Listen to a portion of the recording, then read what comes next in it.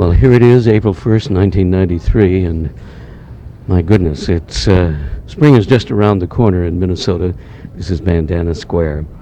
And Terence Blanchard, it's a pleasure to meet you. Oh, it's a pleasure to meet you.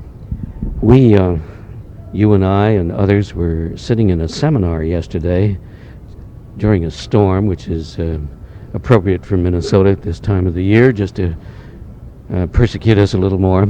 And you were discussing a variety of subjects, and I wanted to pursue one with you, and that was your interest in going back historically, because probably at the time you were growing up and among your peer group, Louis Armstrong was considered probably old hat. And here you are in the 1990s, as I remember you referring to it,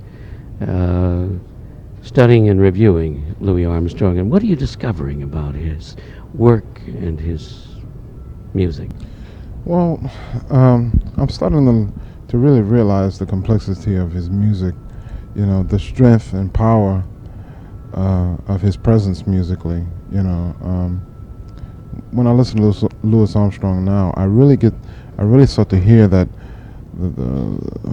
that singable essence, I guess, you know, for lack of a better term, that I've always been looking for in terms of my own development.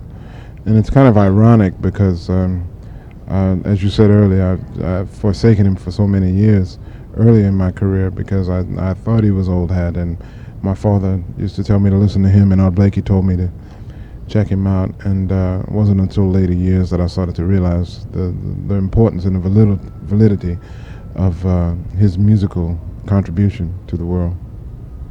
And that singable essence that you describe, could you go into that a little more?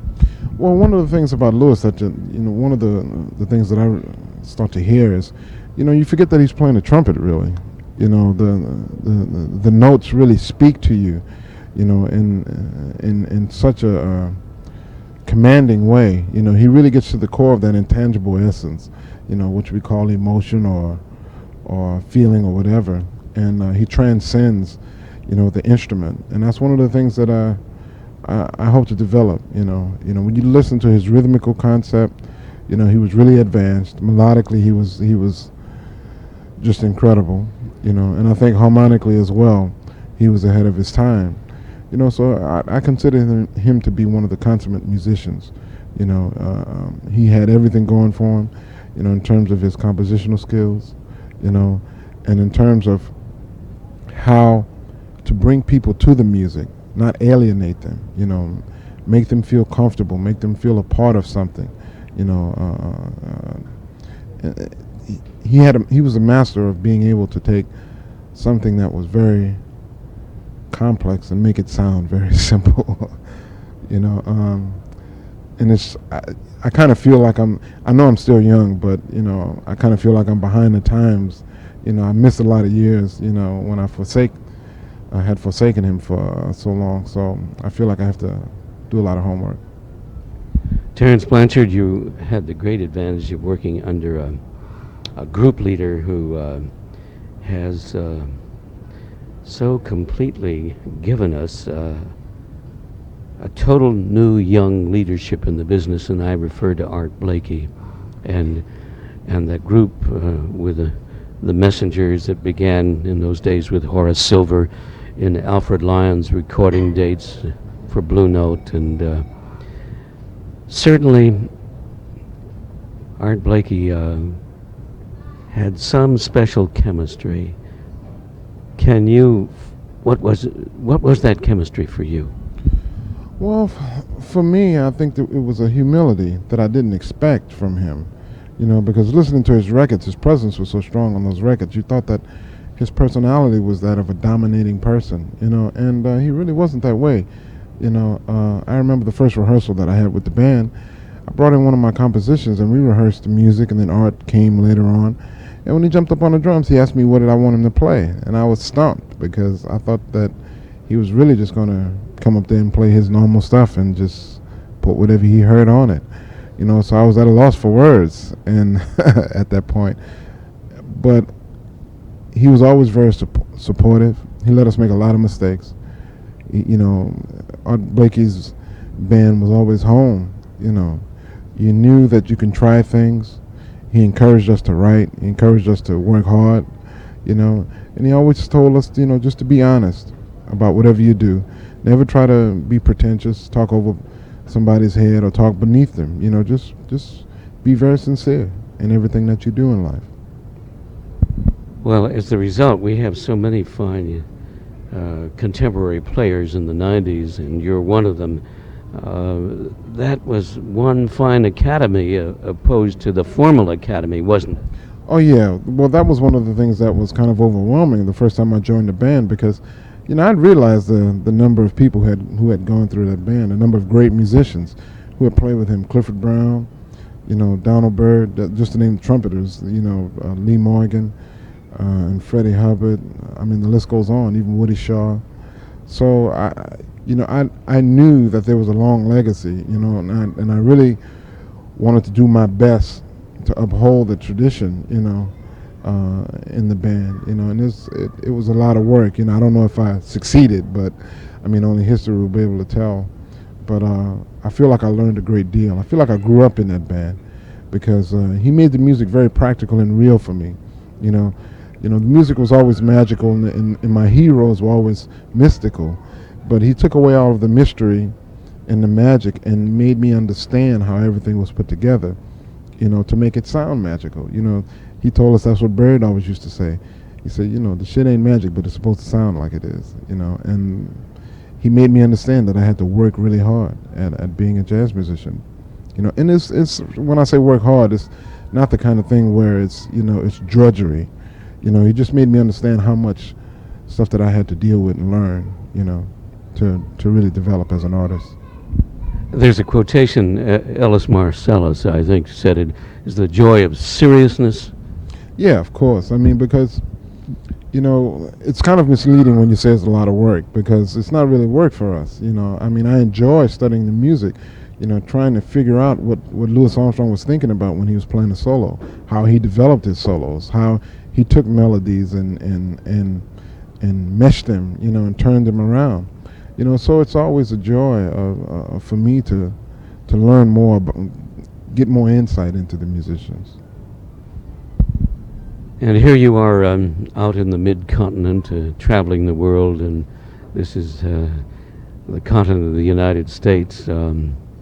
You're taking all of this wonderful academic background that you have, and then the academy that Milt Jackson might have described at Minton's as being the Harvard School of Music, and I apply that to really to Art Blakey and the Jazz Messengers, all of them, that as you make your way around the world, how does it all come into place or sort of pay off in performance live as you make your way around? Well, it's starting all to come together for me in terms of me being focused on what I want to do. I really feel blessed that I have the opportunity to have a band and record and travel, you know.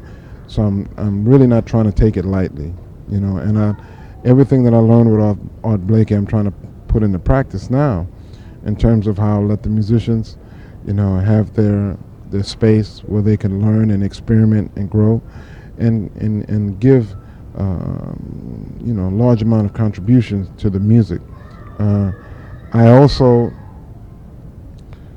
am really happy that you know, I get a chance to write for this situation, you know, because Art Blakey always told us composition was the way to really develop your style and understand more about yourself. You know, because when you improvise, man, you know, that's for the moment, you know, but when you got to put it down on paper, that's forever, and you really have to look at it and you really get a strong sense of who you are when you compose. There is, as you have developed this composing, the demand of being someone who has to complete music to specification, and you've certainly had a lot of experience with that in the various soundtrack of film that you have developed. And what was it that was the most probably important tool that you learned in composing for Spike Lee and the other film that you've done, Malcolm X, at all? Well, one of the things that I learned about writing for film was that really helped me and hopefully I think in the future with writing for my band is, having the ability to write within a concept, and stay within that and not really deviate from it and being really focused. Because when you write for film, the film has a context to it that you can't really write outside of, and that was one of the things that was kind of hard for me at first, because when I did Jungle Fever, I had a lot of ideas that I wanted to try in writing the score for the film. But when you sit down and look at the scenes, you realize that you can't step outside of that, because the visual is the most important thing. So I think that's probably the thing that I learned the most, is to really focus on what it is that I'm trying to say within a whole piece of music. When I say that, I mean an entire album or CD. When you compose for the visual image, is that in terms of improvisation on stage, say for example tonight, or wherever you happen to be, audiences out there in front of you? I don't know if I'm tracking this properly, but is there any relationship between composing for that visual image up there and the action of the plot versus the audience that you perform for in a situation like this at Bandana Square in St. Paul, Minnesota, or the Blue Note in New York? I think it may have some effect, but I think more often most jazz artists are really trying to document their experiences, and their own emotional growth. Music is a very therapeutic thing for me. It helps me to work through a lot of ideas and problems that I may have in terms of conceptualizing certain things. So I think, I just have to speak for myself, but judging from what I've seen and studied from other musicians, that always has been the goal. When John Coltrane, did Love Supreme, that really meant something to him, and you can hear that in the music. And Love Supreme really was going to be the title of the film, wasn't it, that you were deeply involved with? Right, that was going to be the title of Mo Better Blues, but I think Spike ran into some opposition with Alice Coltrane, and so he had to change the title of the film. Well, it is really just an education to sit here and hear you relate how you have been growing, and as you look down the road and project to the future, it's in your hands, it's in Wynton's hands, it's in so many young players' hands today, composers, performing artists, and this idiom, American music, jazz, Afro-American, the whole tradition. How can we direct it to a bigger and more populated audience, do you think? That's a tough question, because I think the world has changed so much. It's really become very diverse. People are not really looking for one thing, so to speak, to really satisfy that emotional need. But I think there's still room to grow with for this music. A lot of it has to do with education. I firmly believe, I really believe that if people were educated to the fundamentals of the music and the history of the music, that they won't be intimidated by it. All too often I hear that comment a lot. Well, I don't know enough to listen to jazz, and I think there's something in the music for everyone. You don't have to be a Rhodes Scholar to love the music. I think that in time, with the proper education, this country will start to come to terms with its own musical history. It's a long, hard, uphill battle that we're fighting. To bring the music to more people in America. But I don't think it's one that's I don't think it's too hard of a fight. I look at people like Duke Ellington, Louis Armstrong, Thelonious Monk, who really gave their lives for something that they believed in, and I think America should really come to terms with it and give these guys their due and really start to appreciate the music for the contributions that these guys have given to the world. Terence Blanchard, thanks very much. Between sets here at Bandana Square in St. Paul, Minnesota at the Dakota Bar and Grill. A few thousand miles from New Orleans and a few thousand miles from New York City and Los Angeles. It's good to have you here. Thank you for having me. It was a pleasure talking to you.